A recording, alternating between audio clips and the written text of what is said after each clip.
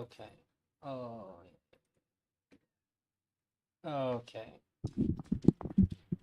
Gotta test my other audio. Beautiful. Wonderful. Um, okay. So I changed some settings on my encoder. Hopefully it doesn't drop anymore, even though I know it's the internet here. It's garbage, but hopefully things go good. Before I go back into the video and I pick up on where I was at pathologizing Mr. Girl yesterday, at least on the same subject. I think when I talked to him about it, uh, I'm going to request some ground rules for that conversation. One of them being that I want him to engage with me. I'm talking about his psychology. So I want him to talk to me only in a frame of psychology. I don't want no metaphysical bullshit, talk about determinism and all that. Because I think he'll try to escape through that. I also think that I need to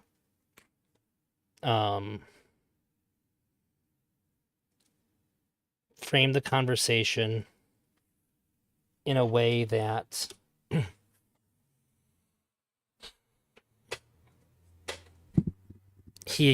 the things that I'm giving him to engage with is me speaking as though I need him to talk about it, to talk about the points that I'm making as though they are happening and what that would mean and how it would be different from how he thinks it is. Because I think the whole thing will be him trying to be extremely slippery in trying to not actually engage with it and try to turn it around and say that I'm doing this thing or something like that. I think it's a very sensitive subject for him because he's in denial about it. And I gotta frame the conversation in a way that I don't want to trap him in it, but I need him to agree to certain rules so that way he can't just flounder away. If he doesn't want to talk about it, he'll have to just say that he doesn't want to talk about it. I've been thinking about that a lot. How do I get him to actually talk about what I want to talk about? Because he's very good at moving away from things like that when he wants to. Anyway, the first half of this was really good. I'm gonna go back just a hair. Where are we? Yeah, just so I can get back to where I was. Hopefully the stream doesn't drop. I really hope the stream doesn't drop. But that too shouldn't be a problem too much longer. No matter what, we were gonna finish this video tonight. I started late. I might go long. Work be damned. We're finishing this. I can't go a whole night without knowing how this wraps up. Oh yeah. There was one other thing. I got a comment on last night's stream that made me thoughtful about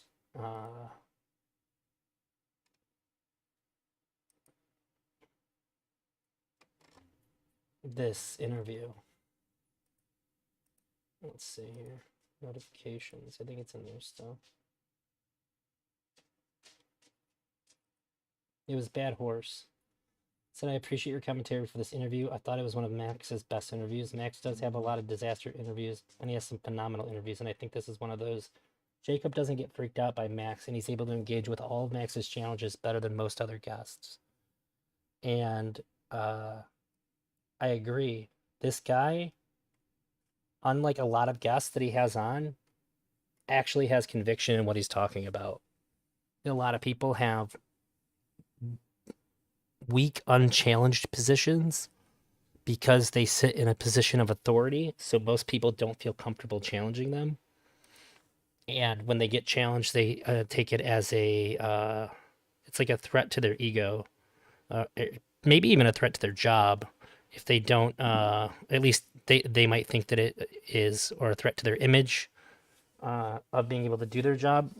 And so it makes it very difficult for a lot of people to engage with Mr. Girl in his antagonistic style of pushback. This guy, when Mr. Girl like gets him on like a gotcha, I don't think Mr. Girl's like trying to do a gotcha. He kind of is. I think, well, he is. I think he is doing it, but he feels bad about it. I think he doesn't like it, but he gets swept up like everybody else does, and he's not above it in the moment. He's against it morally, but he is but a mere mortal, and he can't resist going for those gotchas too. But when he gotchas this guy, the guy just sort of laughs and he smiles and nods and like, you might be right. I love that. Um, he's not dismissing the thing that he doesn't think is the more plausible thing as wrong.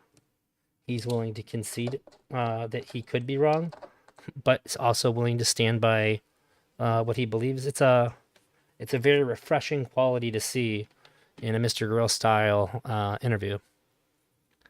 I think they're going to talk about gender. About Thanks where I gender. left off. Now, Yeah, there I'm we go. asking you if I can ask you about this because the topic is so controversial that if Mm. So I say I know this is going to be a good stream because I played one ranked game of Mortal Kombat with Ermac and I just started playing him and I won. So that means the stream is going to be great. I won very well. I say something about it that people find objectionable Oh, and oh, you oh, oh, don't, oh. Also, I have Mr. Girl Bingo card up here. If you see anything on here, uh, and he mentions it, that really blurry one is doubt psychology or psychiatry. You just type it in the chat and I'll mark it off. And I think whoever gets the final uh, marker, whoever calls out the last one to complete the bingo, uh, I will do up to 1 hour stream of your choice don't within my reasonable boundaries. react correctly, that itself could get you into trouble. I mean, I'm not sure what will happen to me, but you're welcome to ask. I mean, there are not many bad things that happen to me because I'm an emergency room psychiatrist. So, what are they going to do to me? Do your worst. That's what you're saying to the Exactly. world. Yeah. I Also really like. I hate that I can't just pause it. I really like how fucking close to the camera this guy is. think It's that fun. there's probably some interesting overlap in the conversation that we're having and the national debate about gender. Why you can't kill a baby that is, or a fetus, why you can't kill yourself are a little more intuitive, but why can't you cut your own breasts off if you're 18? You can't. No, I mean you can, but why? But some people think you shouldn't be able to. Yeah, I've never understood what everyone feels about the debate over gender. I've never been particularly concerned whether people who have a consistent, long-held view that they want to make changes to their body should be able to do it. So I actually think people who want elective limb amputation, which is a real thing, I respect their right to do it. Obviously, you want to make sure that it is a long-held, consistent belief. You don't want people showing up in your office and saying, "Cut my arm off." But candidly, people don't do that. And in my experience, which is candidly fairly limited, people don't show up in the doctor's office on a whim and say, "Cut my breasts off." They have long considered values and beliefs that lead to that point.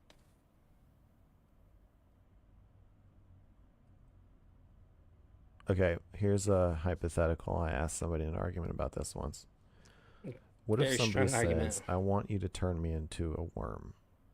So I want you to amputate my arms and my legs and just thin out my torso and just make me into a little worm.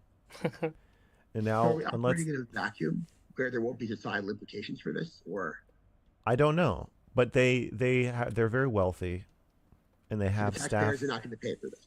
No, staff on here. There, yeah, it's Bill Gates. Bill Gates says, I want to live the rest of my days out as a worm. I mean, I think the short answer to that is if somebody came into my office as a surgeon and said, do this today, I would not do it. No, 2 But if years they he had a did. And he said long-standing two belief weeks. for So, 2 and years, he has an old journal, and he says when he was 18, he said, I always wanted to be a worm, and if I could ever afford it, I would become one. yeah, fine by me. I mean, I find it viscerally, deeply unsettling, but I'm not sure we should impose on people's autonomy that way. This guy is so But I fucking do find it based. viscerally unsettling. I should be honest. It's an example of something where I find it deeply, not even disturbing, but like almost outrageous in a certain way, and yet I don't see why it should be not permitted. It maximizes someone's autonomy. Yes. Oh man. Well, the reason it would not. This guy is like after my own ethical heart. Uh, you having the right to your own bodily autonomy is the every individual having the right to their own bodily autonomy is the foundation of all of my moral beliefs. Not be permitted is if you think that some. It is the core ethical belief that I have. Because I can't imagine how you could possibly have any rights at all or any ethical consideration at all if you don't have the right to your own bodily autonomy. People are so crazy that even if they hold a belief for more than 2 years, they are not capable of deciding what's best for themselves. And I know you're going to say definitionally they do decide what's best for them. Yeah, I don't think you can define best for yourself if you don't have a say in it. I'd be interested to see how this goes out because that's kind of a crazy thing to say. And I don't know if I agree with that. Well, I mean, part of it is, I know you're going to challenge me on this, but it may depend on what their explanation is. If they understand the implications, if there's the context of this.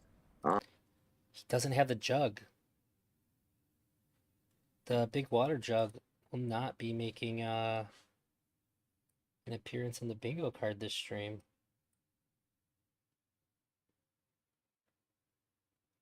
So I guess going straight up the left is out. If they tell me, well, yeah, but in 3 years my arm is going to grow back, then they probably are delusional in a different way, and I would not feel comfortable. But if they actually understand what it means, I mean, I don't necessarily view that as, it may be crazy in a global. Wait a second. Okay, wait. What about trans? In fact, this guy fixed the problem that I had internally with the idea. So, like, if somebody says that they want to end their life, like I recently had a friend say that, and I was like, "No, you're not. You're not doing that." It always conflicted with my idea about bodily autonomy, but he helped me figure out the thing that feels right about doing that, but also not stopping people in a certain circumstance. I think that this idea that it's a long-term, long-held belief is I don't know if that's how I felt about it or that was just going to be the inevitable conclusion to how I thought, but it seemed like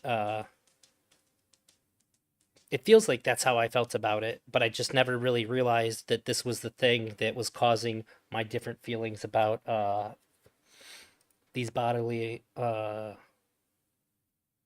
arguments, why I'd feel one way about one and not about the other. This guy is brilliant. People who get phalloplasties. I'm gonna let it play for a minute. I'm just getting some water. All the power to them. Yeah, but aren't some of them delusional about how it's going to look and how it's going to function? I mean, there's a very you're mistaken and delusion. What's the difference? One, delusions are fixed false beliefs, so you can't convince people otherwise. If you're mistaken and evidence shows you the contrary, you adjust accordingly. Delusions often are not grounded in a contextual reality. Okay, I think a lot of these body modifications that trans people do are very unlikely to work out in the way that they're fantasizing they will, and I would even call that a delusion. In fact, I would say thinking that you're a woman when you're a man is itself a delusion. I mean, that's simply a definitional category. We define man one way and define woman one way. We could define them a different way. and we get to a different answer. That's not what trans people want, though. The fantasy or the identity is not. Oops. I meant to mute. Like, if I were trans, I wouldn't be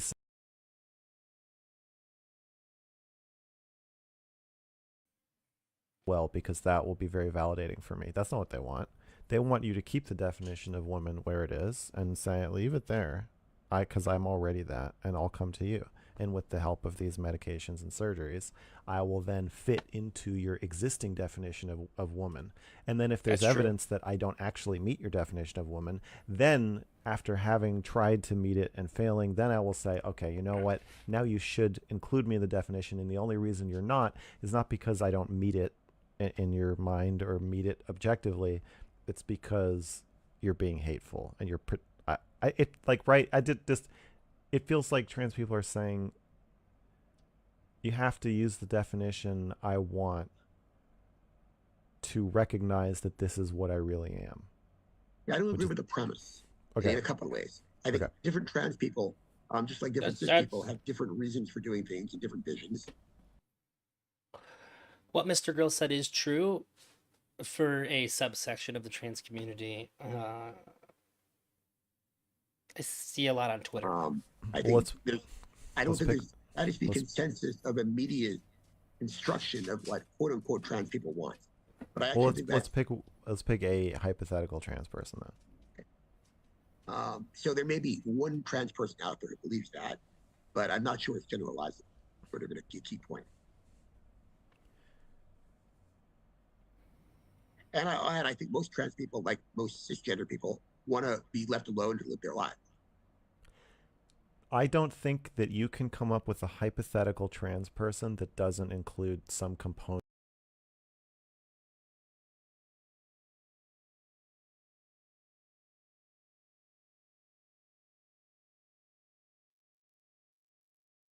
People are not delusional.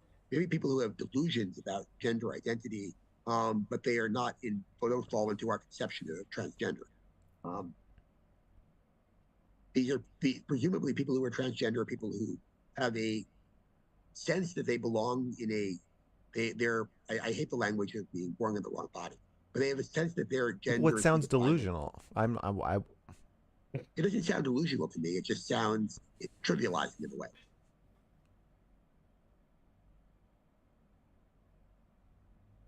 Okay, I come into your office and I say I'm supposed to be a cat.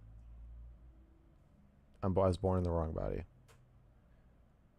And I would ask you, so what do you want me to do about that? And this is the point where you would decide if I'm delusional. If I say nothing, it's just a sense I've always had, maybe I'll take gymnastics. You would say, you'd say there's a healthy person. That's delusion. Yeah, you would say that's you'd say you're a healthy person. Yeah, basically. Right. But then if I say, I think I'll get a tattoo. And you say, where? Power to you. Yeah, no, not first. I think you would ask, what would the tattoo be? That's fair. I'd ask what the tattoo is. Yeah, where is it going to be? And then there's a radius from the tip of my nose, and the further away it is, the more likely you're going to say, okay, more power to you. But if I say I'm going to get whiskers tattooed on my face, then, are you sure? What's your? You've been in a college campus recently? No. I mean, there are kids with all sorts of weird tattoos. Mm-hmm. I don't think having whisker tattoos makes you into a cat.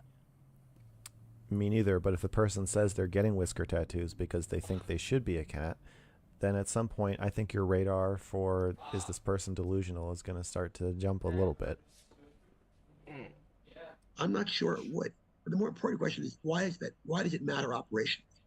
If someone's delusional? So yeah, the world is full of people with odd ideas. Because you said that if somebody thinks their arm is going to grow back, then you wouldn't cut their arm off because it means that they can't consent to the procedure because they don't know what's going on because they're delusional. And so if delusionality impacts consent, then I think the question of whether trans people are delusional does matter. I think you're conflating two different things. Your arm is not going to grow back. That's an empirical question. Whether or not you're a cat is a definitional question. We can define you as cat, like you wanted to do with your cats as people earlier. You want to say you're a cat, all the power to you. Why do I care? But you say your arm's going to grow back. I know that's not the case. But we can draw an equivalence here. Okay, so let's say I think if I get my kidney removed, I'm going to have a higher sex drive. Now, that is How, presumably false. I assume that is false. Everything I know about biology suggests that's false. okay, but I say, well, I just feel sexually invigorated by the idea. Well, then probably. So I think for me, you might think it's false for other people, but it's true for me. I'm saying that someone can have a delusion about something that is not. Wait, I don't think that's a delusion. If you feel sexually invigorated by the thought of having your kidney removed, you probably would be sexually invigorated by having your kidney removed. That's just sort of like a self-fulfilling idea. So objectively, measurably inaccurate as my arm is going to grow back. Like, yeah, I know you feel really confident knocking that delusion down, but I'm saying as delusions get more and more complex, and there's more and more people who share the delusion, then such as if I do this medical procedure, remove such and such organ, it's going to increase virility, or it's going to Victor, welcome. Thank you for being here. Yeah, there's a increase. fluidity to it. I agree there's fluidity to it. Okay, so then I know, but I'm just responding to your question of, well, why does it matter if trans people are delusional? And the answer is because they can't consent to a medical procedure if the procedure is based on a delusion. So If that was you taking a shot at me, that was a good one. No, they're talking about gender. If you were being serious. then I think we have to define how that delusion, level of delusionality is assessed by you. Yeah, no, that's a very fair question. Okay. And without going into details of some operational criteria, which would take hours before your audience, I would say that transgender individuals. To be fair, if it was a shot, it would have been a good one. I respected it, but I appreciate it.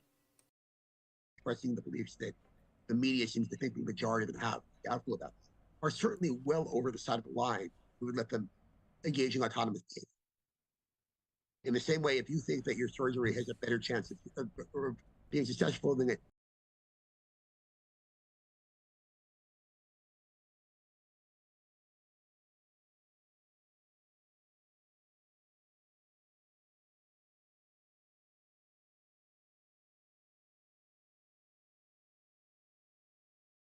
does, but it's still something your values match, we'd let you do it. And somehow cutting your arm off is on the other side of it. If Shit, you I was think muted. Sorry, I was explaining the bingo card. If any of those subjects come up, or if the words are said or anything, or if they happen, if you call it out in chat, I'll mark it. Whoever is the first to call out the one that gets a bingo gets a 1 hour stream of their choice within my reasonable boundaries. it's going to grow back. But I'm saying that there's, okay, either you think I'm so uninformed that I'm not able to talk about this, in which case you should just say that, or it's not fair for you to say, oh, the media has changed, colored your perception of what trans people are like. I know real trans people, and they're not like that. Oh, I can pause it better. Okay. I just pulled up my stream deck. Most trans people are totally sane, blah, blah, blah, blah. And then you're just saying that basically I can't comment on the issue. But if I can comment on it, then I think you should engage with my arguments. I think you can pick a hypothetical trans person and we can make a good case about them. I'm just Okay, concerned in the same way I would apply it to any other group of people. I'm very suspicious of categorizing people in a way that says they all. You could say the same thing about cisgender people or Jews.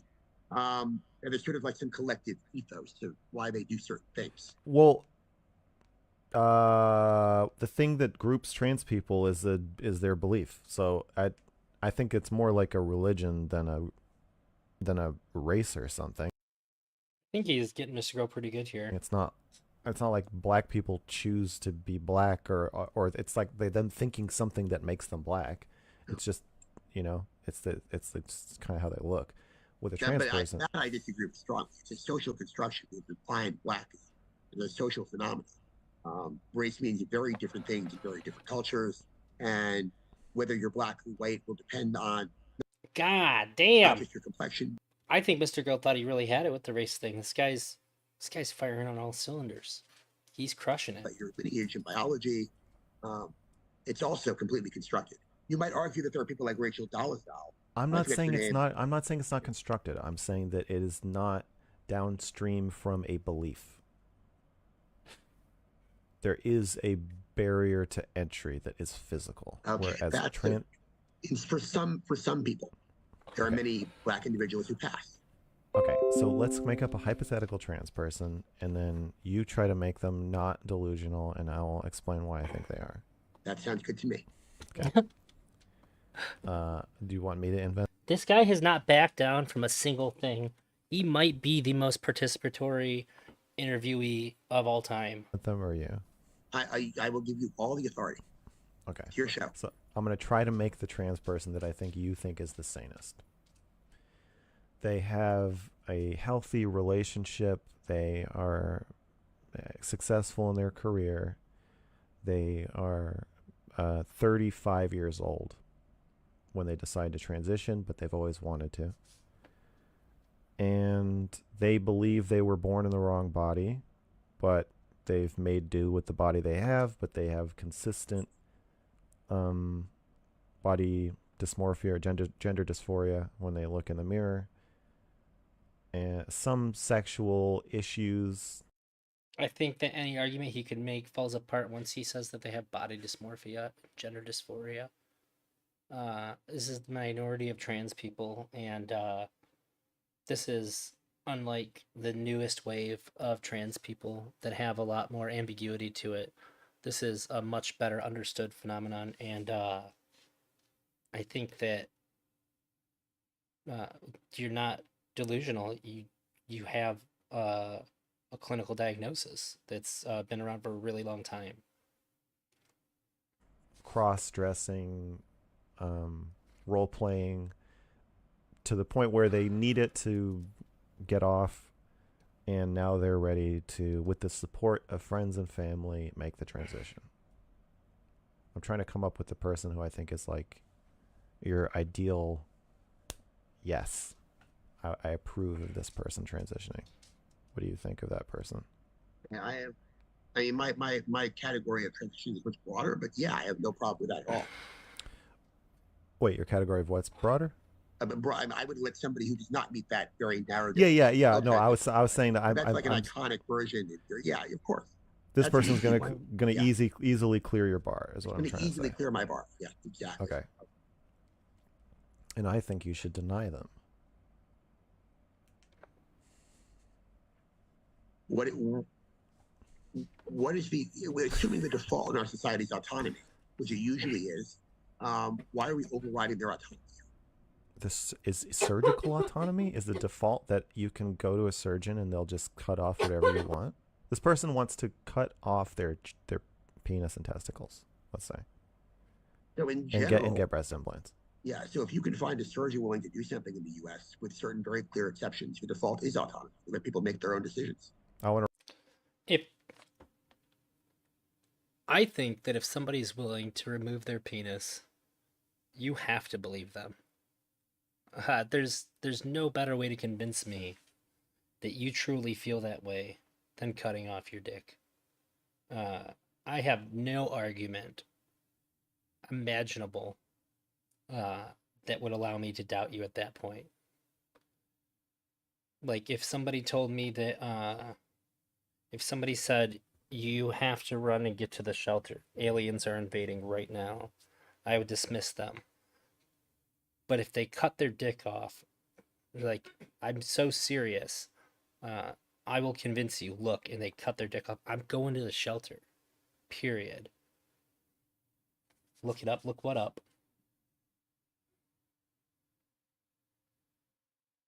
I'm gonna remove my eyes. I mean, it's an interesting question because if you sued for malpractice, you weren't happy with that later on, you might win, but the law would probably not step in. A surgeon is a surgeon. I'm not sure. I'm actually not sure if obviously if you came to me and I did that as a psychiatrist, clearly illegal, or a layperson. But I'm not sure if you went to a surgeon and did that, the law would step in. There's a Would broad. they? Okay, but there's different ways the law can step in. They might let you do it once, but would that person lose their license? That's an interesting question. Probably the context would define it. I can tell you that Robert Smith, who was doing elective limb amputations, did not lose his license in Scotland. In the U.S., I want to have my eyeballs removed because I think I was born in the wrong body. I don't think it's a shoe-in that the state medical board would revoke your license if you were evaluated over time in the right way. I think it's going to be a gray area in most states. To be honest, I think that's what the legal approach would be. The ethical approach may be very different, but I think want to remove my face. Like I mean, the problem is that medical boards are composed of people with visceral feelings, and they may take action accordingly. Yeah, I mean, they may, whatever their guidelines may say, they may still step over that limit. So yeah, no, you make a point that there are human beings involved in the judgment of this. But it's worth noting that there aren't thousands of people coming forward making this request. Okay, my point is, well, that's a different question. Well, you were saying that the default is autonomy, and I'm trying to make the argument that I don't think that's true. I'm not saying that the autonomy is the only answer, but the default is autonomy. There may be reasons why we don't let people. I don't think the default is surgical autonomy. Most surgeries are non-elective. But that's not an argument. Most of them are non-elective. It's just because more of them are imperative that you get them. That's a non-argument. Come forward and want to have a horn planted in my head. Nobody will intervene. State medical board will certainly let me do that. Hey, Jamie, I thought I was to give my mom the money.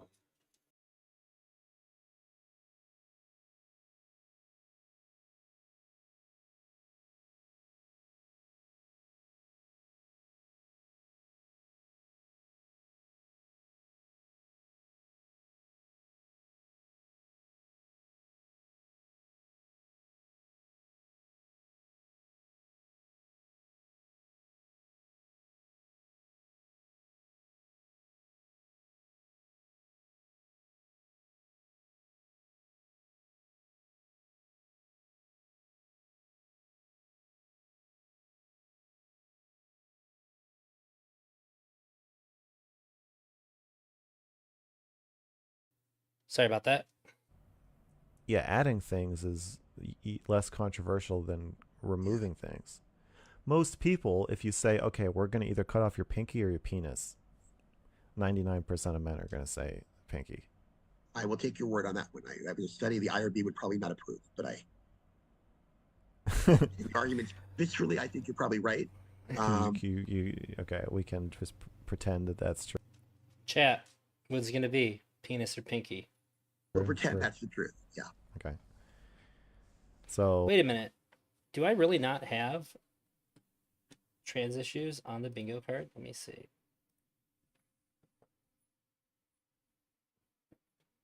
God damn. It should have been on there. That's a fail on my part. Well, I think that goes into the visceral emotional calculation of autonomy. How much autonomy do you have? Part of it is based on how fucking weird do I think the thing you want to do is. That is true. Part of it is also based on context, because penis might come to a very different answer to that question.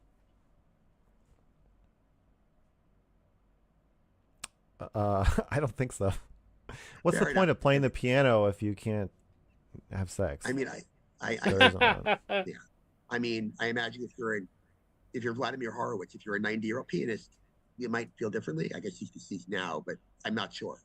Question I will never have a chance to ask him, and I'm kind of grateful for that. Well, I think in a few decades we'll both know the answer. Yeah. Ourselves.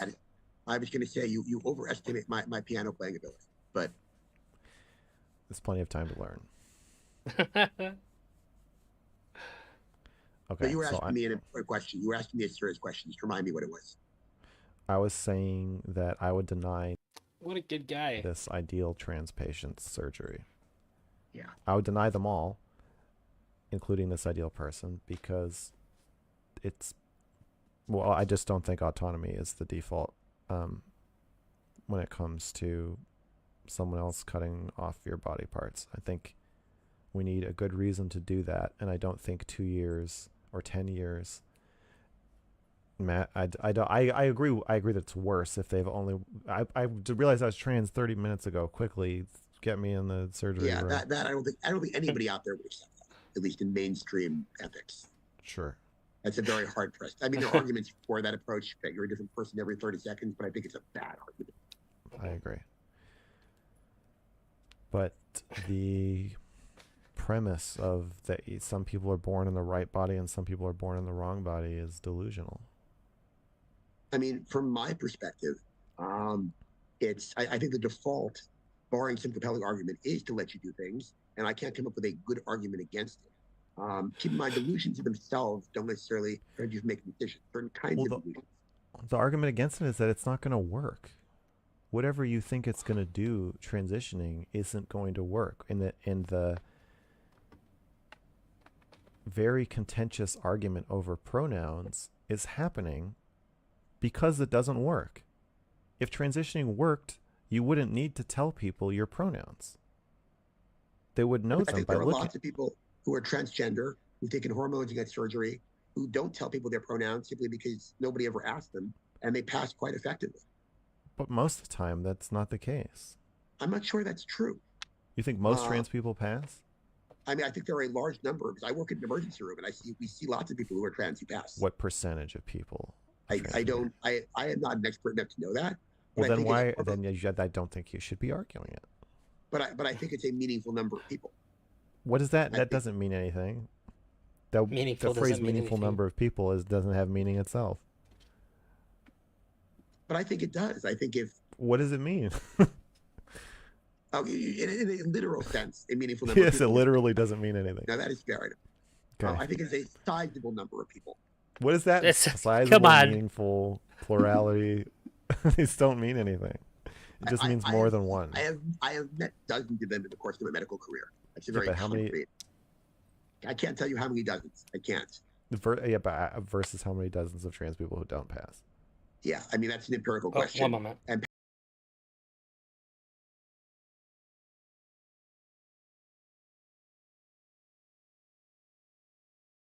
passing is a very amorphous and subjective standard too. There's difference in passing, walking into a store, and passing. I ask you, is this person transgender or not in a clinical setting? Passing in bed is that's the real. That's when you've gone. I'm not so sure that's standard at all. I mean, plenty of people have happy partners, and they're really not passed. No, I'm saying it's the hardest place. It's the hardest place to pass. Yeah, but many people's goal is to pass when they go shopping. Yeah, you don't have to be bothered. Okay, so you reject my argument formally that the reason we have to have this big debate over pronouns and the definition of woman, I assert that the reason we have to have this argument in the first place is that a sizable number of trans people do not pass. Yes, I reject that notion entirely. Okay. I think we're having this debate because we are not focused on more important things in society, and that the vast majority of people, both cis and trans, when you actually ask them what they care about, this is not at the top of their agenda. Okay, so here's my argument overall. The premise doesn't make sense. I was born in the wrong body. There's no such thing as the wrong body. That doesn't make sense. All that means is when you look in the mirror, you feel weird. Well, so does everybody else. You know, that doesn't mean you need to or should get a surgery. That's a bad argument. Like, I understand what he's saying, but when you say so does everybody else, there can be something that most people have, but if you crank up the severity, it becomes something different that requires a different level of consideration. This is a bad take. Next is your prediction about what's going to happen if you do get the surgery is probably wrong, as evidenced by the arm twisting campaign that trans people. And I say that as somebody, when I was a kid, I couldn't, when I thought of the image that I had of myself was just of like another kid that I had met in school. I had a very hard time of like conjuring a mental image of myself as me. I don't anymore.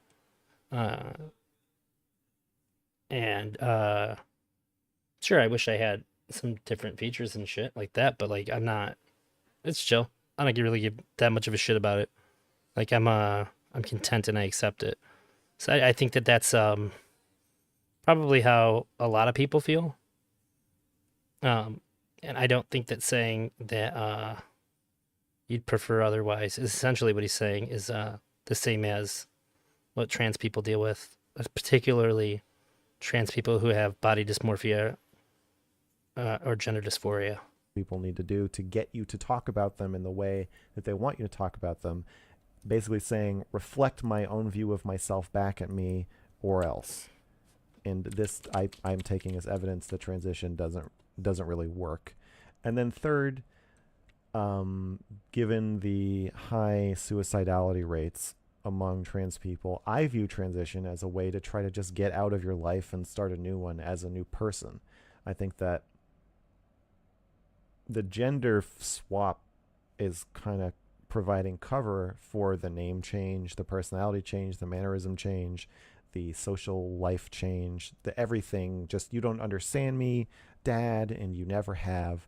It's just a really tangible way to tell everybody in your life, I'm a different person now. And if that's true, then certainly there are healthier ways to set boundaries with people in your life or change your life than making it so you can't have an orgasm anymore. But I don't agree with any of those premises. So I'm just laying it out just to make sure. Yeah, you're saying you disagree with every single link. I disagree with every single one of those premises. If they were true, I would agree with your conclusion. Okay. Hey, but I will add, chill out, you guys. Despite the popular culture, that you're a evil person or a bad person or deeply disturbed for believing that. I think different. It's out of concern. It's out of concern for trans people. You're a person acting with goodwill and good faith who simply sees the world differently from the way I do. And I think I wish more people see that. Okay. Well, that's nice. Wait, you think that thinking you were born in the wrong body, I said that that's delusional as a premise. You think that, you said you disagree with that? I disagree with that. So some people are born in the wrong body and some people are born in the right body? Yeah, I mean, I think then like obviously a subjective concept. But I mean, I think if I define wrong, then then of course. How do you define it?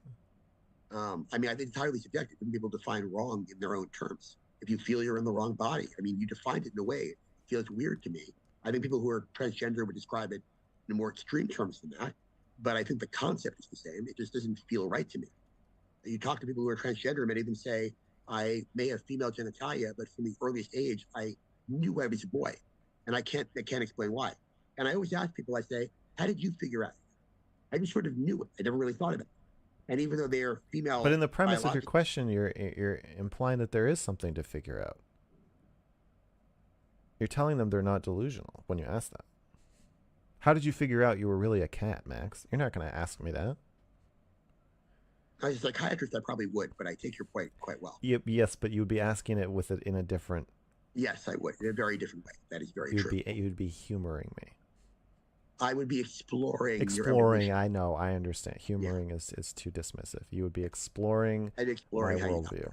Yes. Yeah. But this is different. You're not just exploring. You're saying you're validating.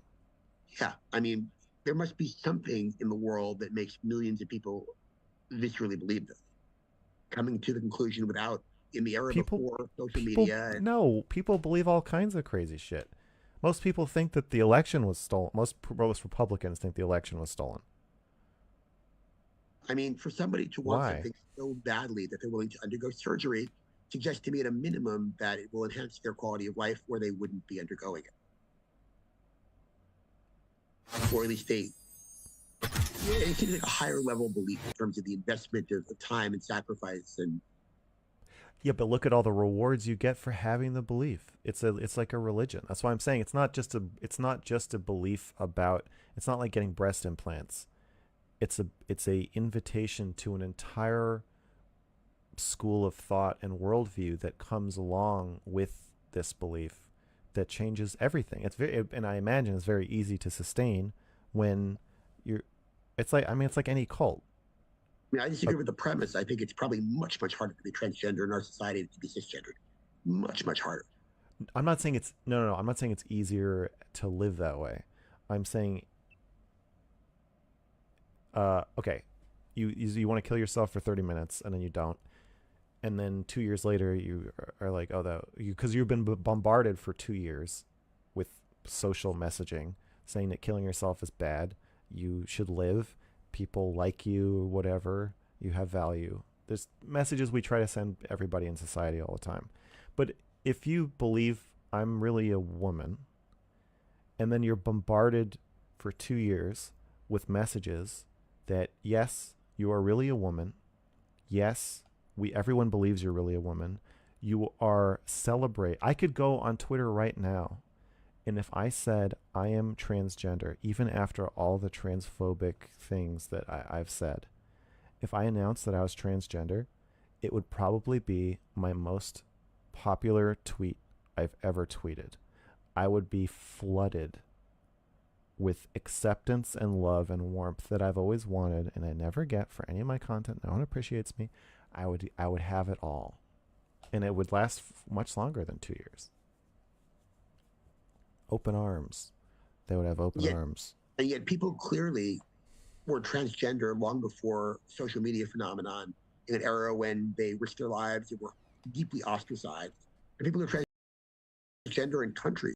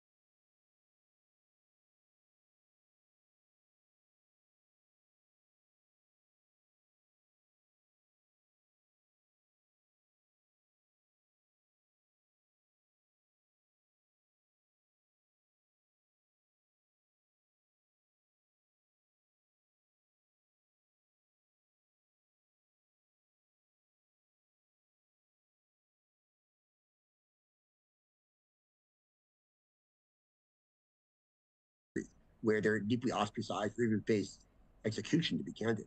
But not as many.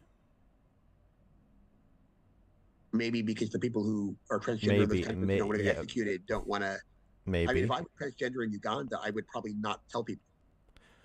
Are you okay? It feels like you're evading my point. And you can make this point, and we can talk about it. But are you formally now rejecting my argument that if a belief is delusional? I think that if they need to stop, they need to define what they're talking about. People with gender dysphoria are not the same as people that simply want to self-ID and have people call them the other gender. The struggles and mental blowback are wholly different things. And when the doctor says that it's been around for a long time, before social media, 1 minute, I can't deal with this screen. He's clearly talking about gender dysphoric body dysmorphia, experiencing trans people. And I think Mr. Girl's grouping them both together. I hate when people use the one term to talk about both as if it's the same phenomena. It's not. It's clearly not. And I think that it's probably the worst thing that we do to trans people in general on both sides is pretend like there's no difference between the two. And one definition of delusional you're using is that you yourself will no longer believe it later. But another, I think, should be that it is logically incoherent. And we can use both at the same time. I'm saying that a delusional belief is easier to sustain for a really long time if you're bombarded with messages affirming that belief and rewarded for having it. And in a psychiatric sense or in a capacity sense, that is not how we use delusion. That's not how we. That is not how we use delusion. Delusional is not the product of people who believe the election was stolen, candidly, are wrong. They are not delusional. which is why when I make capacity assessments, people can be wrong about something, but not delusional. Well, okay. It sounds like what you're saying is that Trump might be delusional because no one told him the election was stolen, and he has all the information to. Or very savvy. We'll never know. But yeah, in theory. Let's assume he genuinely believes the election was stolen. Yeah. My personal assessment of Trump is that he hasn't thought about it all that much and probably doesn't operate in the way that we're talking about. But you're probably right. let's assume that he genuinely believes the election was stolen. He's thought deeply about it, and he has this deeply held belief. That's a delusion because no one else thinks that. Exactly. Okay. And now let's talk about his underlings and Mark Meadows. Let's say Mark Meadows also genuinely believes the election was stolen. That's less of a delusion because, the president's telling you something. Yeah, exactly. Okay. And then his underlings and then the constituents and then all the way down to the January 6ers, they're not delusional because a large chunk of the government told you that the election was stolen. It seems like it was stolen. Everybody you listen to. Exactly. Yeah. Okay. Which is why in capacity assessment, we define delusion as something individualized. When it becomes a widespread cultural belief, it's no longer a delusion. And it no longer affects your capacity. Okay. So that makes sense. This circles all the way back to my original concern about rationalization and intellectualization. If enough people think the same crazy thing, then you, one of the arbiters of what is and is not crazy, are forced to redefine it as not crazy. Yes. Okay. And then in terms of bioethics,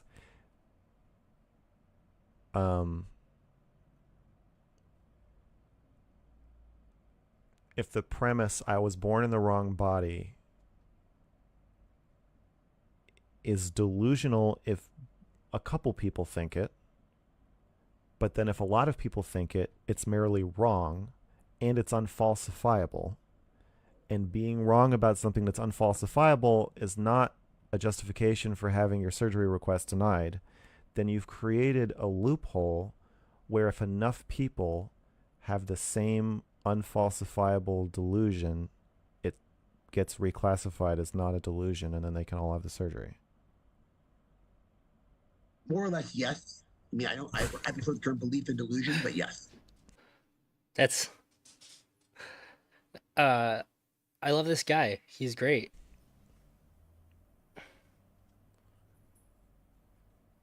And you recognize... That is not just my view. That is actually how the healthcare system operates in the United States.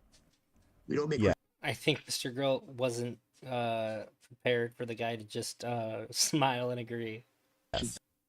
Scientists take antibiotics if they don't believe they work, even though they do. But if you show up and say antibiotics don't work because you've always believed this, we may approach it differently.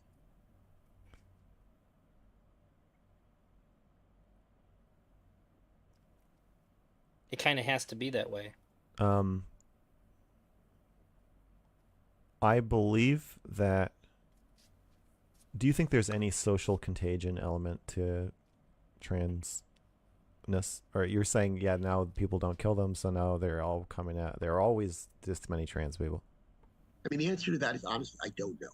Okay. I don't think anybody else can give a concrete answer to that. We'll know in 50 years. Do you... Do you recognize...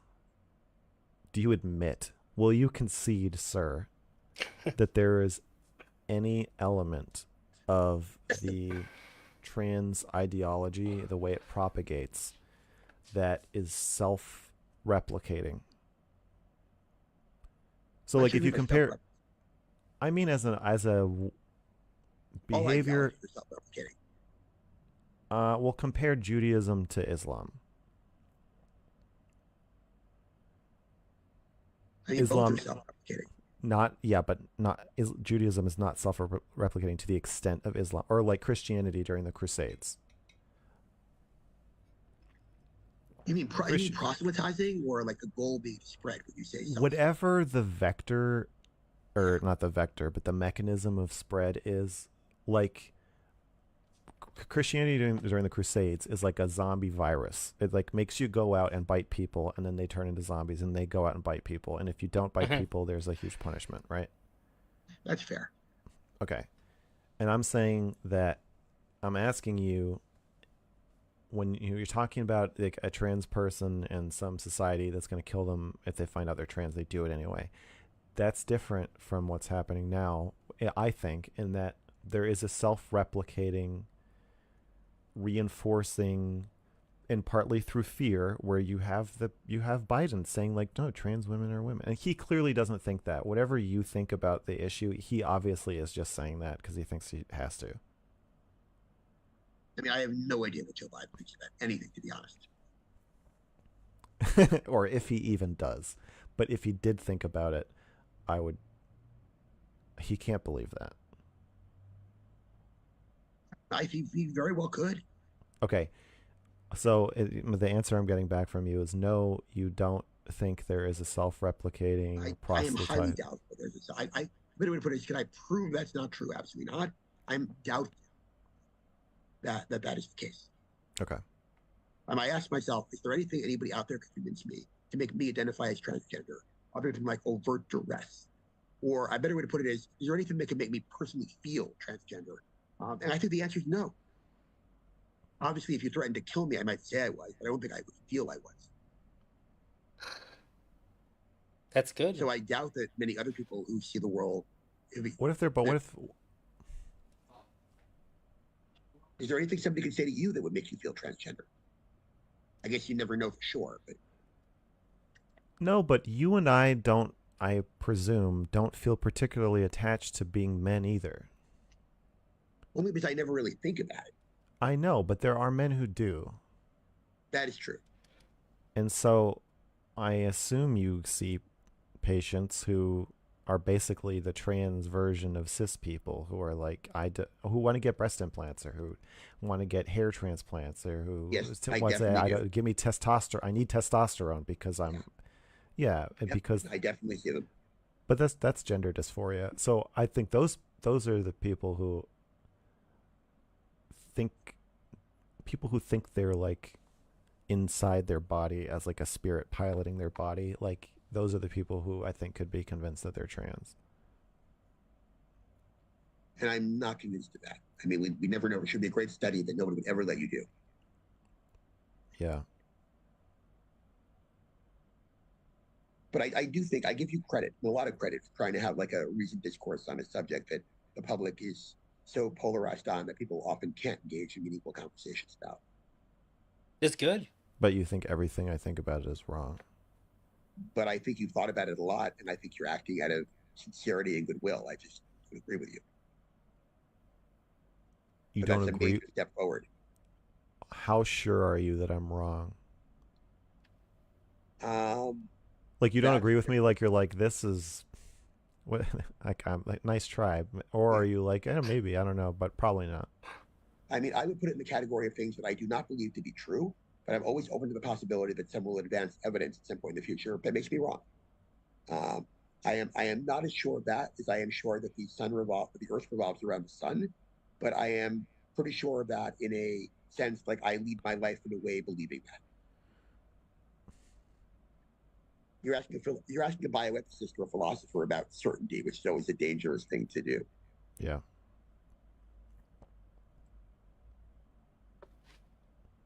Okay. Do you have any questions for me, or any? Should we take some? Yeah. Oh yeah. I do have one question. So okay. You asked me why I go on these shows. Why do you do these shows? Woo!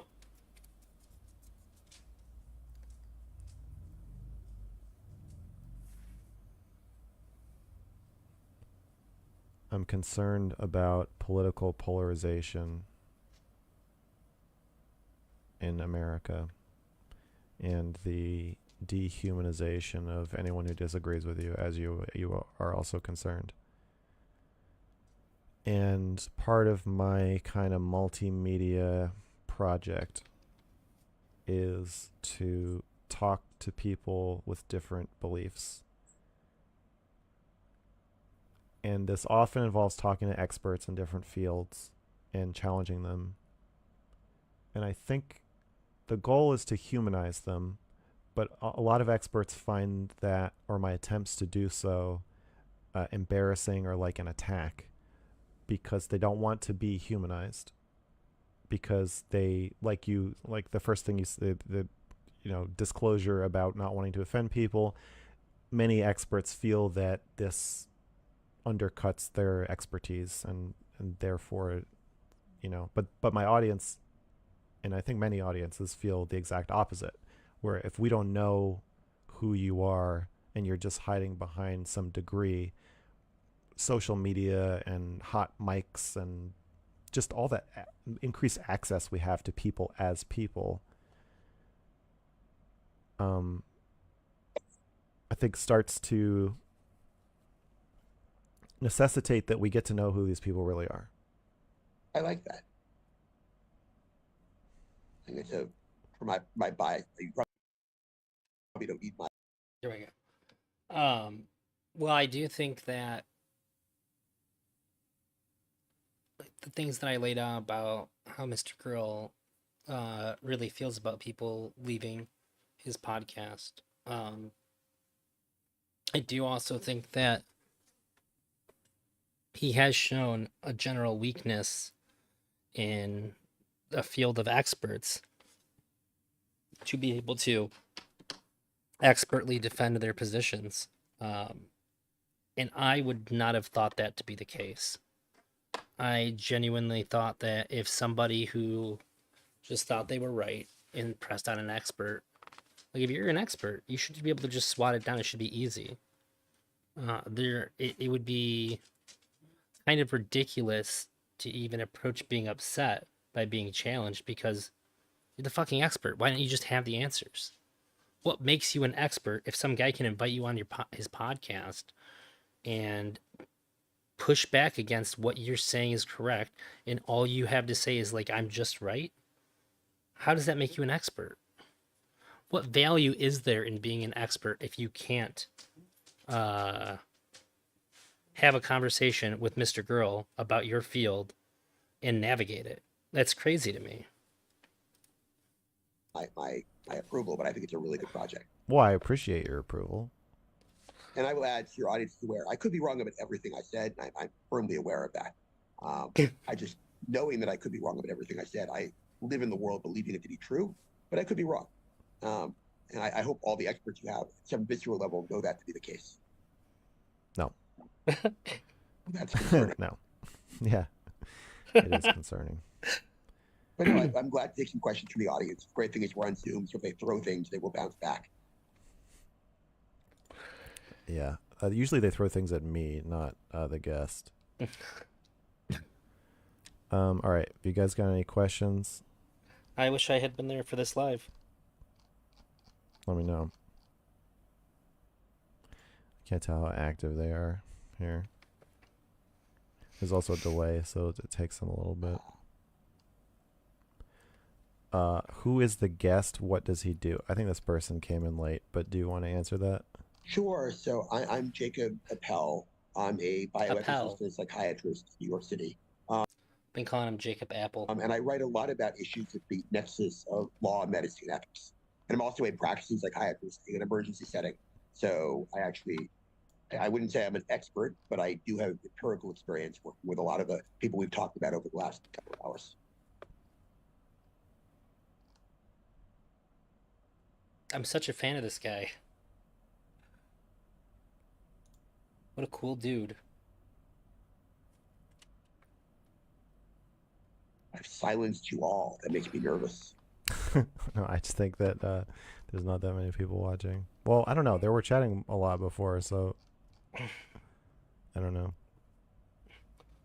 Oh, I can check. It's usually the same handful of people in Mr. Girl's chat that ask the questions. I know Smeth's one of them. Okay. A lot of these people want to chat, but they don't want to. Killing a dog put isn't themselves out there murder. like that. Simple as. Killing a baby is murder. Simple as. Okay, here are the questions. Drake or Kendrick? I will confess, I think those are musicians. Very good. I cannot tell you anything more on the subject.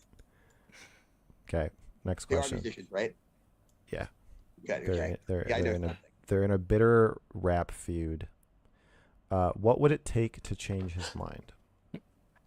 Oh, that's a good question. That's a really good question. Whoever asked that asked a very good question. I think it depends on the issue.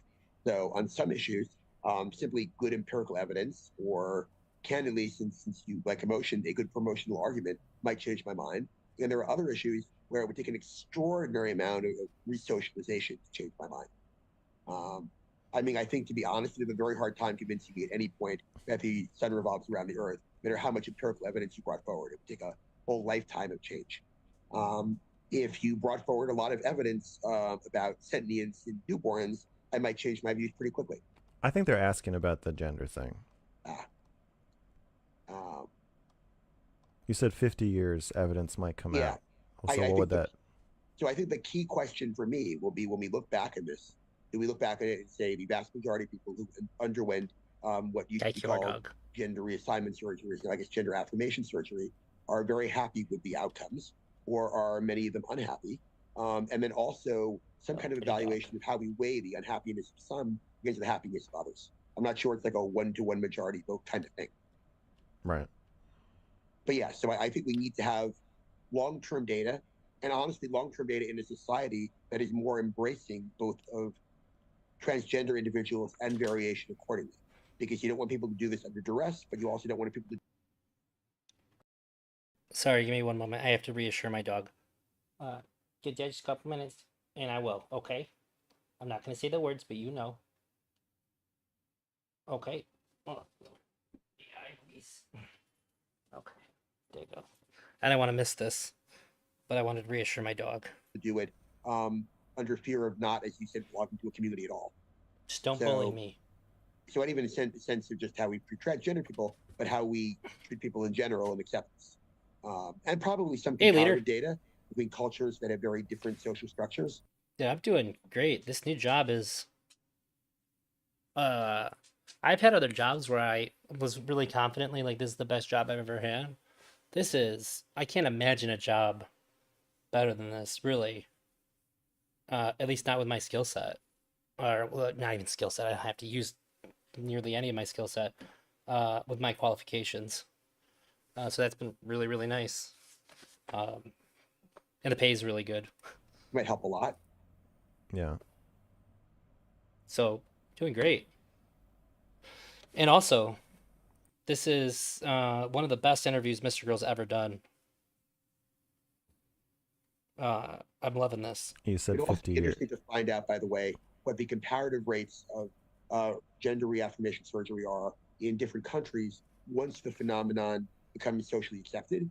Because if there's concordance among different societies, that suggests something more biological or innate. And if there's some striking difference once the sociological factors are removed, or once if there's some striking difference, that may suggest that is a sociological phenomenon. We presume these things generally are spread evenly if they're biological across societies, just like any other phenomenon. But because there's such a negative reaction to it, it's hard to tell. It's hard to tell now, but in 50 years, it may not be.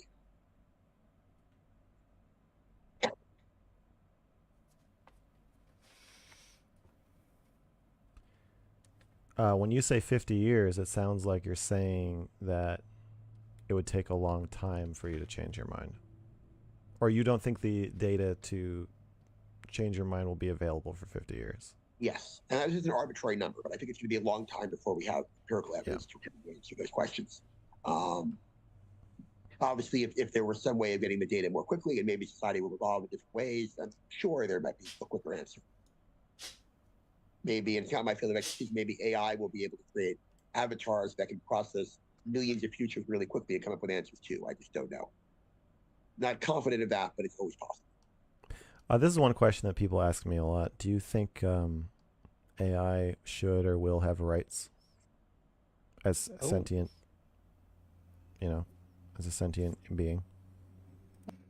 I pinned Mr. Girl down pretty good with that leading into communicating gorillas. He had no answer. That is, so the short-term answer is I don't think anything we know about AI does now, or anything I can conceive of with AI does now. But AI is such a dynamic phenomenon. There may be some conception of AI that is sentient, because AI presumably at some point will be able to outthink me, and maybe it will make itself sentient. I just don't know. It's not inconceivable that it will have rights. Better way to put it. Well, should it? Okay, though? I guess what I'm really asking is, do you have a definition of rights or sentience that precludes a machine from No. So deserving those things? there's a hypothetical world where AI could achieve sentience as I define it. But I think we're a long way off. My empirical sense of where we are. Do you talk to ChatGPT? I do not. And since I'm a psychiatrist, I will assure you it doesn't talk back to me either. Why not? I also actually don't use any social media, which may mean my empirical evidence is in some ways different from yours, because I see patients and you see the general public, which may explain why we come to different answers about some things. Yeah, but you see people. I mean, we're both Wow. seeing still very selected. Yeah, absolutely. There's selection bias in both of you see, just different biases. I have probably read Twitter once in my life, maybe. Why don't you talk to ChatGPT? What a life. The honest answer, not to sound too disdainful, I have better things to do with my time. It's sort of like, Mr. Grisby, I don't know about that. why don't I watch TV, or why don't I play video games? Well, I talk to ChatGPT to save time. Usually. I think for you, somebody who's more technologically savvy and thinks in a certain way, it may be a time saver. For me, I know myself well enough to know it would not be a time saver. Okay, so for example, I wanted to buy a used grill. I never bought a grill before. I wanted to know, are there safety concerns with buying a grill that's a few years old? There's some rust on the grates. Do I have to throw them out or replace them? Throw them out or clean them? And then what's the best way to clean them? So I use ChatGPT for all three questions. And you trusted the answer. Yeah. And for me, I probably wouldn't trust the answer. So using it would simply send me down a rabbit hole of doing more work. What percent? So I mean, the answers are verifiable. I mean, like they're. So it was like I would go through the verified process. So I'd save myself time just by going to the source. I don't think you're still. I still think you're not saving time, because how long does it take to ask ChatGPT those questions? Maybe 30 seconds. That's right. It gives you references. If you ask it, it will. Could ask for a reference. It would probably just Google it and try to find you one, though. I don't think which is why I could just Google it. Yeah, but I don't even know what I'm Googling. Like if you type into Google, are there safety concerns with buying a used grill? You're probably not going to get a super focused that is true. You probably get an advertisement for some kind of grill. Right, and so then, but once you're armed with spray some soapy water on the gas line, turn it on and see if the bubbles come out. Once ChatGPT tells you that, then that's easier to verify. Does that work, or does that make sense? Yeah. Excuse me. So maybe I'm a late adopter, and eventually I will buy it to ChatGPT. You made a pretty good case for it as a time saver, and enough people will tell me the same. I will try it out again, and I will add, it's a great device. I've used it once. It is very good at making off-color limericks about my boss. I'm very proud of that. Yeah, it's good at stuff like that. Yeah. All right, you want to hear one last question? Sure. Is there something to be said for improving people's sense of well-being by promoting the idea of universal acceptance, despite promoting the delusions of individuals? Oh, that's a really good question. I bet Mr. Grill hates that. Absolutely. Beyond the individual specific issues involved, I think there's a lot to be said for accepting that some people may have views that you deeply believe are delusional, but simply embracing their views on their own terms makes the world a better place. You want to go around believing you're a cat, as long as it doesn't cost me very much. Sure, I'll put in a bowl of milk for you every night because we're both happy and it costs me very little. I know, but cutting off someone's genitals, the problem is that cutting your genitals off is the definition of harm for most people. That's the worst possible thing that can happen to you. I'm not convinced of that empirically, but beyond that, It's- clearly for some segment of people, it's not. A large segment of people, I know, okay, I understand this, but so if you say, oh, I'm going to surgically implant a horn on your head, there's very few people who are like maybe some like fundamentalist Christians who are like, there will be no horns on my head. But for the most part, people are like, well, that would be bad and weird.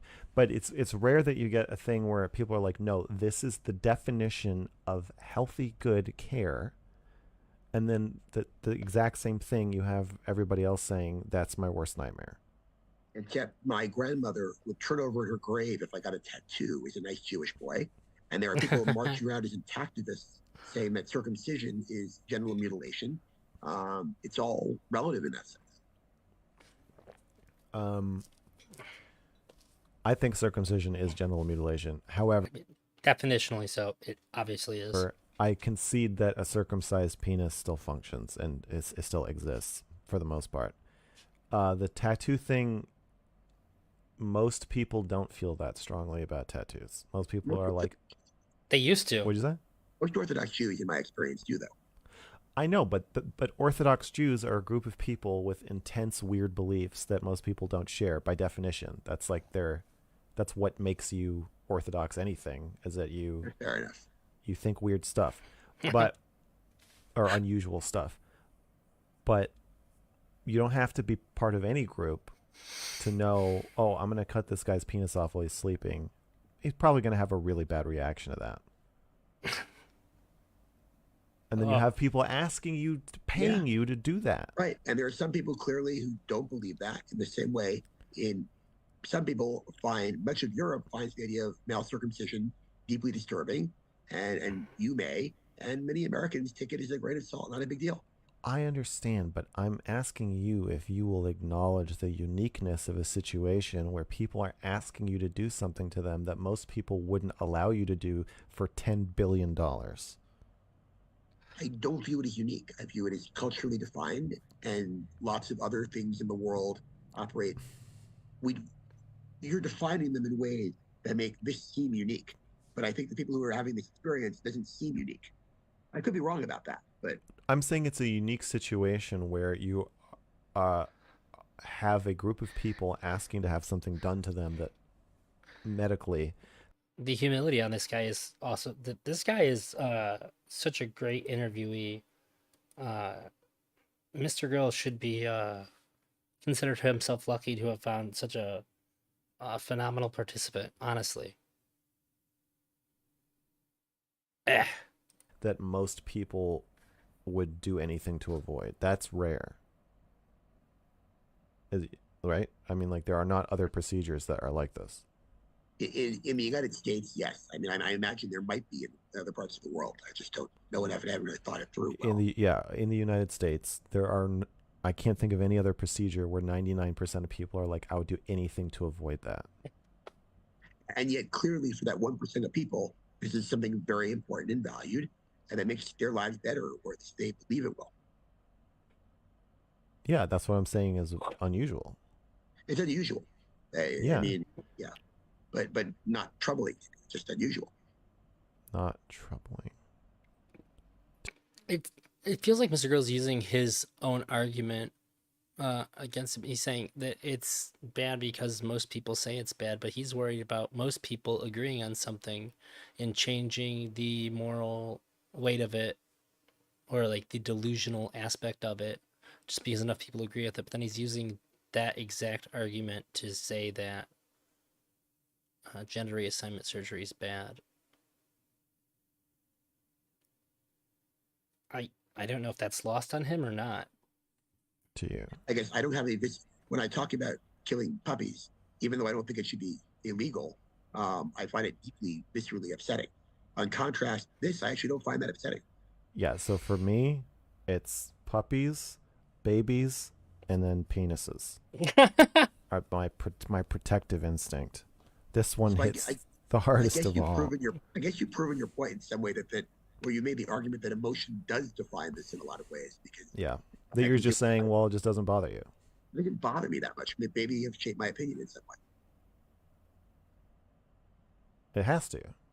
I'd like to think it didn't shape my opinion entirely, but I think it. Yeah, I think that certainly. I don't even think an opinion exists outside of this. If you had no emotions, you would have no opinion. You wouldn't care about anything. That we'll agree on. Wow. You accept that, and I resist it. This guy, even at the end, wow. A cool fucking guy. Nobody coming from a field with expertise. He said he's not an expert, but he has, what did he say? I have empirical practice in it, or whatever. Nobody grants that. That's great.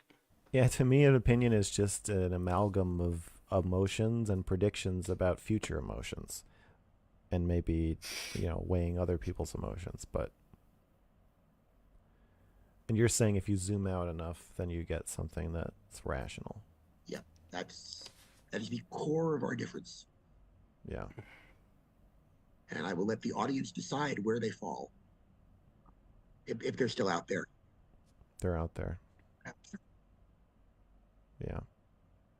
Well, thank you for having me. I am definitely. I did not walk off your show, but No. 2 hours. I think I need to gargle a bit, recover my voice. So understood. Thanks for coming, and thanks for talking. And my pleasure. It's an absolute delight. I really enjoyed it. Me too. Be well. Stay safe. All right. Bye-bye. You too. Take care.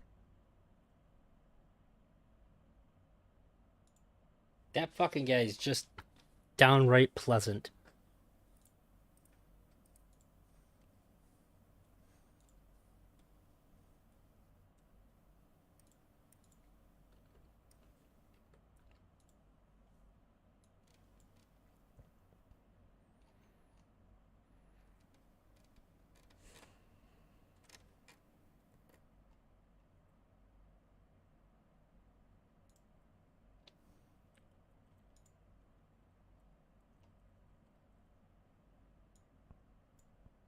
Mr. Pedo, it's been a while. That's the Rumble chat, which I didn't even think to check. Silly me. Jesus.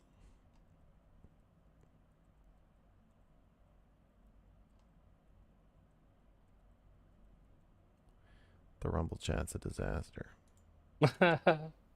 All right, well, I guess that's it. Next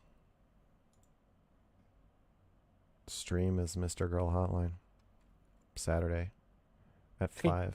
He doesn't seem very happy about I it. think my new song is really good. I think it's almost done. Like really, that means really we almost got done. another month to go. Kind of cold feet about it a little bit, but yeah, you know how doing blackface is. But yeah, should probably be out next week. So I know there's not a hotline this Saturday. I gotta wait till the 25th. Goodbye, horses. I think it's gonna be pretty confrontational. I don't think he's gonna like chat. I think he's gonna try to avoid having the conversation I want to have. I'm hoping. Well, shit. I know chat's not gonna have any fucking impact on that at all. But I'm glad I have a little extra time because I have to be super thoughtful about how I approach him with it. But I know it's going to have to consist of setting rules and boundaries about the conversation to stop him from evading the actual questions that I'm asking. I think one of the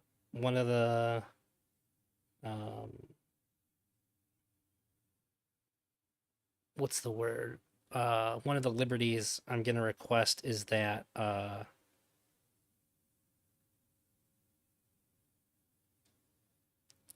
unless we're both satisfied that the conversation's been resolved, to only allow Nathan to be the one to end it. Because I trust Nathan, and he does too.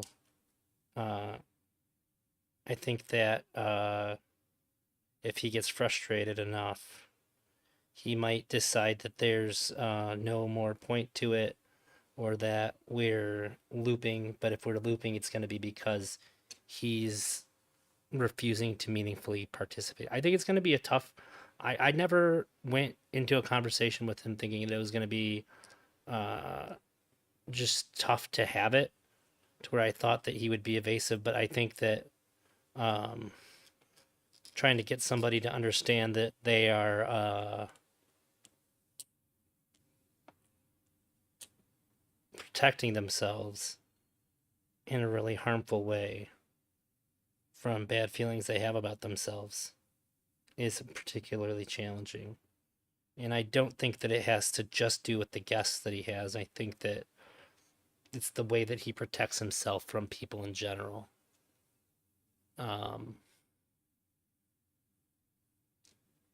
Oh,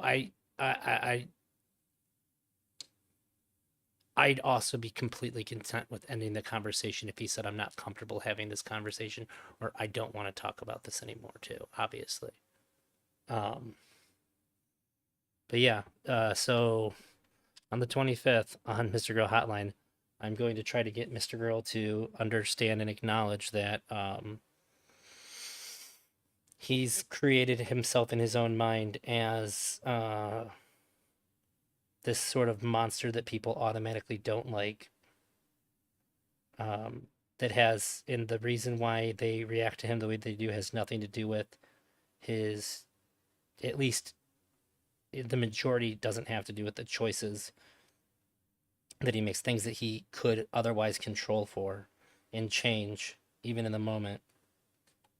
If there's some sort of either intangible or unchangeable qualities about him that people that make people not like him. And I think that it's all because of things that he chooses to do. I think it's all because of the things he says, how he says them, the way he approaches people.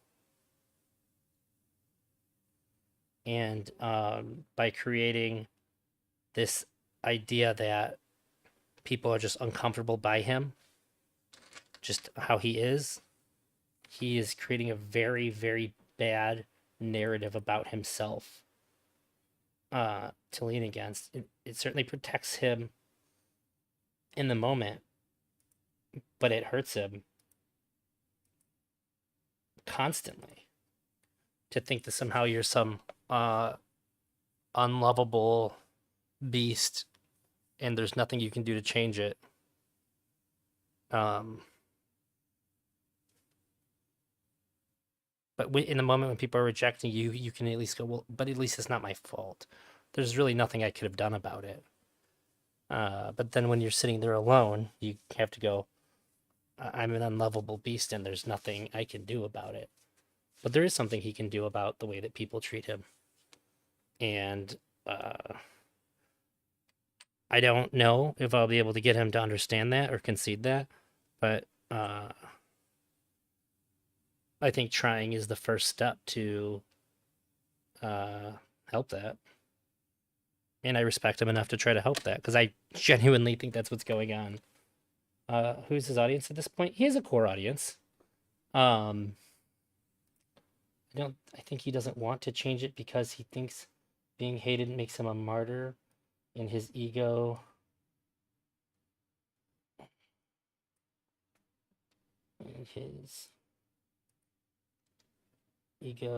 is too big to not be a martyr. I think that one of the reasons why he's so willing to be a martyr is because he thinks what I said, he thinks about himself. I think it's really easy to be a martyr when you think that you're a deformed creature that will always be rejected no matter what. What else could a monster, an unlovable monster, do to earn the life it's been given than to be a martyr? What other choice do you really have if you want to feel like you're worth something? I think that it lines right up. I think a lot of the ego stuff is a coping mechanism. I have I do pretty well with it for a while now, but I have at times for sure very severe depression, and I would say things that are like really over the top, like ego-y, jerking myself off, but like ironically, like when I say I know it's ironically, but I wouldn't like if you knew me really well, you would know, but I think a lot of people don't know, and that's part of like the fun of it. I just think it helps when you really don't like yourself. So I don't know how much of what he says is that's like super egotistical is genuine, or if it's just sort of nice to hear yourself say stuff like that. Um, yeah, it can be kind of complicated. Although I do think he's got a big head for sure. But I also don't think that's the worst thing in the entire world. Uh, Everybody hates when people have a big ego. Everybody hates when people want attention. These are all super normal human things, but for some reason, people freak the fuck out about it and act like uh, you're killing babies. I think it's stupid. I think we should be less hard on people for basically just doing really normal human shit. There's plenty of things to be outraged about, and I don't think that either of those things are really worth the kind of outrage that people give them. It is late. I do have to work tomorrow, which means I probably have to wake up at like 6 o'clock in the morning. But by the way, nobody called out AI. You mentioned AI a bunch. Could have had that on the bingo card. I'll keep the bingo card up every time I do Mr. Girl streams. And like I said, whoever gets the call to get the bingo stream of your choice up to an hour within reasonable within my reasonable boundaries of what I'm willing to do.